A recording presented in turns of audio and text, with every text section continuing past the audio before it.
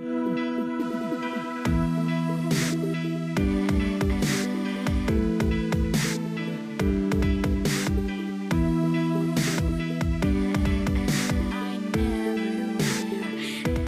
tell you the real problem. You know, this problem first hit me when I lectured in Norway. Norway is the richest country in the world at the time because of offshore oil. And the problem with Norway is there's 0% unemployment. And the real problem is they couldn't get anyone to become scientists and engineers. Why? Because that takes work. And everyone wanted to go into business or Wall Street because it takes long hours, but you don't really have to know much. Forgive me. But seriously, and when my daughter was in high school, I looked around at the smart kids, and what were they doing? They were going into finance. Because for a lot less investment of time and effort and intellectual energy, you can make a lot more money. So I was particularly happy when the dot-com thing busted. Because what I saw were suddenly kids who were smart realizing that maybe they had to think of something else. And it is a big problem. Because we cannot, as a society, continue to function by just making money. We actually have to make things. And make things requires science and engineering. And actually, that's why I'm particularly happy that, for example, my friend Elon Musk, who makes Tesla and SpaceX, he started out doing something incredibly unproductive. He made PayPal. Okay? That made him a lot of money, but did it make anything for people? Well, it made some jobs. But now he's actually building things, cars like Teslas. And so it is incredibly important that we as a society need to value the work that scientists and engineers do. And there's no doubt, although it's fun, I like to say, it's hard work to get to a certain point. And if we continue to make it much more attractive to be a Wall Street executive and build millions of dollars by the time you're in your mid-20s, people are going to vote with their feet. And I think it's a real problem. But it doesn't happen in the schools. The real problem is that we tell that kids are too influenced by getting a job. When I was growing up, that wasn't an issue. And I think it's going away now because everyone knows that no one's going to have jobs. and so I think the point is that people are saying, okay, maybe now I might do what I'm interested in. And when I talk to students and they ask me, you know, are there jobs in science? Well, I say, it doesn't matter. Is it what you enjoy? Because it's one time in your life when you're going to get to do something you enjoy. And believe me, as I just tried to show you, the tools you'll get from those studies will allow you to go out in any other field and excel. So don't worry about the job.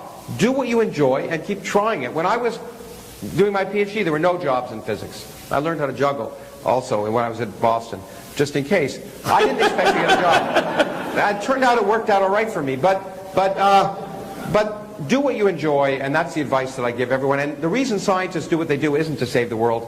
It's because we enjoy it. It's fun. 88 years ago, the picture of science was that the universe is static and eternal and contains a single galaxy surrounded by a vast eternity of empty space. That was the picture that science had in 1925. And just think how much has changed. In 88 years, we now know there are 100 billion galaxies, not just one. We know the universe is expanding and had a beginning 13.8 billion years ago.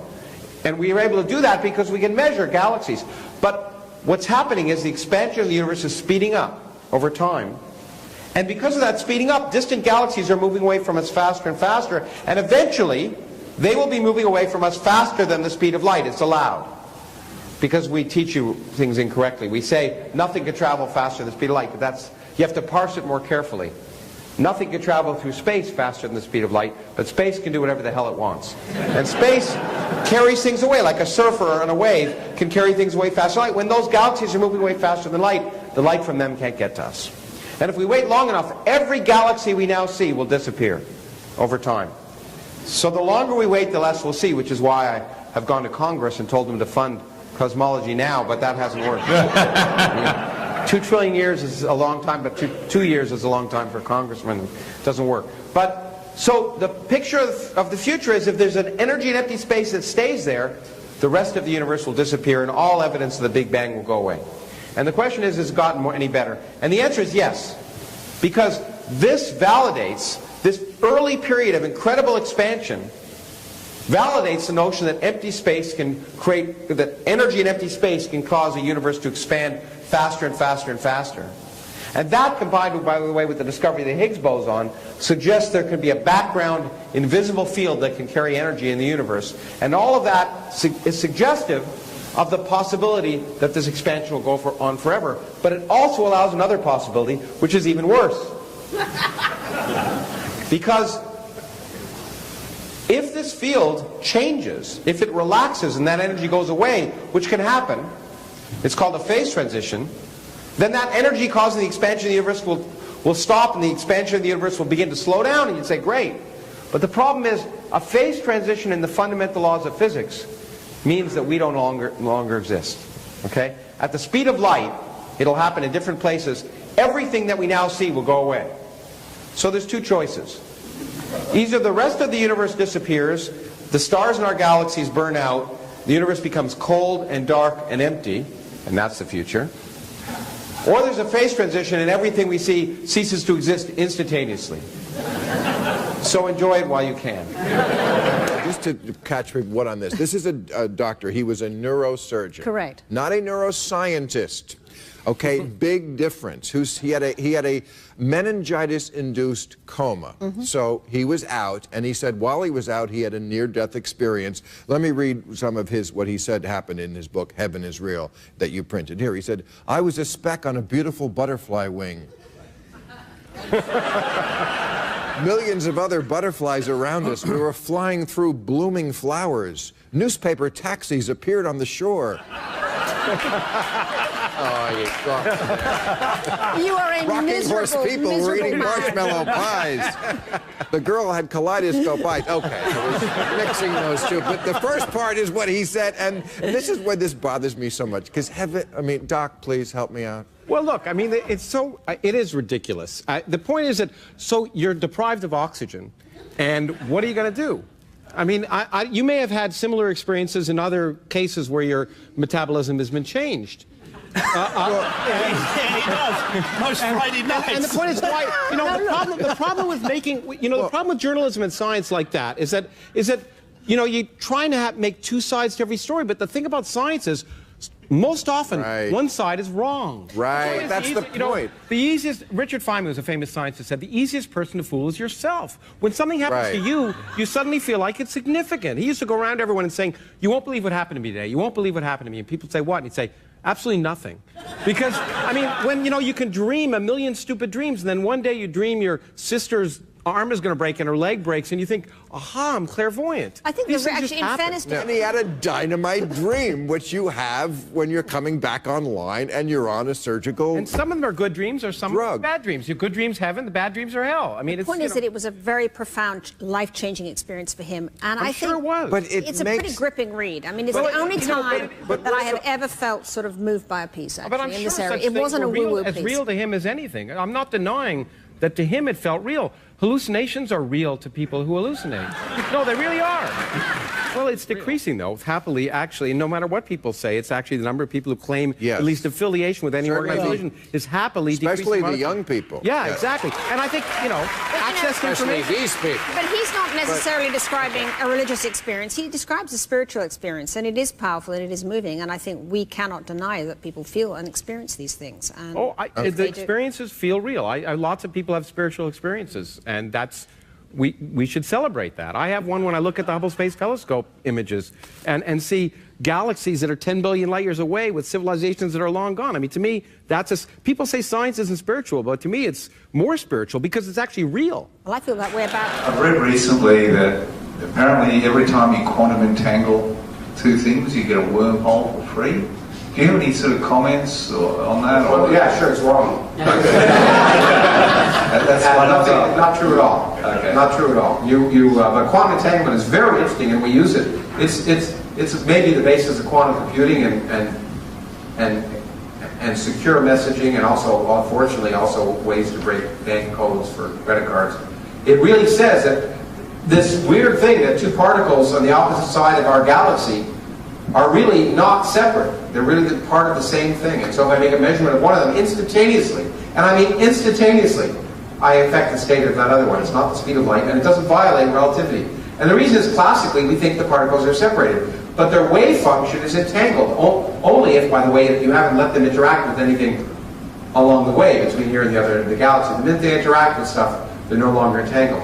But if you very carefully prepare particles, and we've done it 10 kilometers away, 20 kilometers away, where you can instantaneously affect the state of one particle by another. And we can use that entanglement to relay messages, but not faster than the speed of light. But it's fascinating, but wormholes aren't involved. You know? But unfortunately, the laws of physics tell us that the only way to explore nature on very, very small scales is to have a lot of energy. It's a property of quantum mechanics, the uncertainty principle. To resolve things on small physical scales requires a lot of momentum and then a lot of energy. It's just a law of nature. And so we have no choice but to build higher and higher energy machines. There's no way around it. Now, we may, as things continue, our waves of accelerating particles get smarter and smarter, and we may do it for less. But the Large Hadron Collider is the most complicated machine that humans have ever built. It is amazing that it works. It is unfathomable, almost, that it works. And to think about the fact that it's 26 kilometers around with superconducting magnets that are bigger than any of the magnets you find in MRI machines or anywhere here. 26 kilometers around, superconducting, so that means the temperature in that tunnel has to be colder than the temperature in outer space near the Earth. The vacuum in that tunnel has to be rarer than the vacuum near the International Space Station. We create a vacuum that's better than space, that's colder than space, that operates with superconducting magnets over 26 kilometers, accelerating particles at 99.999999% the speed of light in different directions. Each instant, the collisions produce more information that are detected by the detectors. Over 1,000 terabytes of information in each set of collisions, and there are 1 million collisions each second. More than the information contained in all the libraries on Earth. And how to sift through that and throw out almost all of it in a way to find out what's happening is amazing, and it's amazing that we can do it. The fact that we can find out we're wrong is wonderful. In many areas of human activity, we don't even know if we're wrong. And the fact, so science progresses, but it doesn't progress by something being right and then being wrong. That's the biggest misunderstanding. Something that's right, and by right, I mean that it agrees with nature. You model nature, you make the correct predictions. That can never be wrong. It can be subsumed in a larger theory that changes it, just like Newton's law of gravity got subsumed in general relativity. But the fact that we can, and it amazes me, especially since lately I've been dealing a lot with religious issues for some reason, the fact that we can change our minds is somehow viewed as a fallibility. Yeah, I know. And what we do when we teach science completely and correctly. We teach it as a set of facts, when that's irrelevant. Okay? It's a process of how to distinguish sense from nonsense, how to ask questions. And we really need to base our teaching more on the asking of questions and not knowing the answers is great. I was just talking to someone who was asking Q&A some other place I was in the States recently, I forget where, a parent and talking to his kid. And, you know, we, as parents, we tend to not want to say that we don't know the answer. But the best thing we can say, don't know the answer, let's see how we might find out the answer. Because that's a skill that will be useful. The set of facts is useless. But the skill, the process of asking questions and sifting through information and just trying to distinguish what's sensible and nonsensical. Well, there's no doubt that Einstein's greatest achievement, much a contribution, his greatest achievement was a general theory of relativity. It was a complete, it was an amazing piece of intellectual activity, pushing the boundaries of what was known mathematically at the time. But it's also a new theory of gravity, and it also changed our picture of space and time more than anything else. Special relativity told us that space and time are related. But general relativity said that space and time are dynamical, that they respond to the presence of matter, that space curves in the presence of matter and expands and contracts, as does time. And that was profoundly important, and of course it was essential, because we could not have a consistent theory of an expanding universe without general relativity. It doesn't work in Newtonian mechanics. So while Einstein got it completely wrong, he thought his theory could only work if the universe was static. He was completely wrong. In fact, it generally predicts an expanding or contracting universe. And it's the only consistent theory that could have done that. So all of modern cosmology would not be possible without general relativity.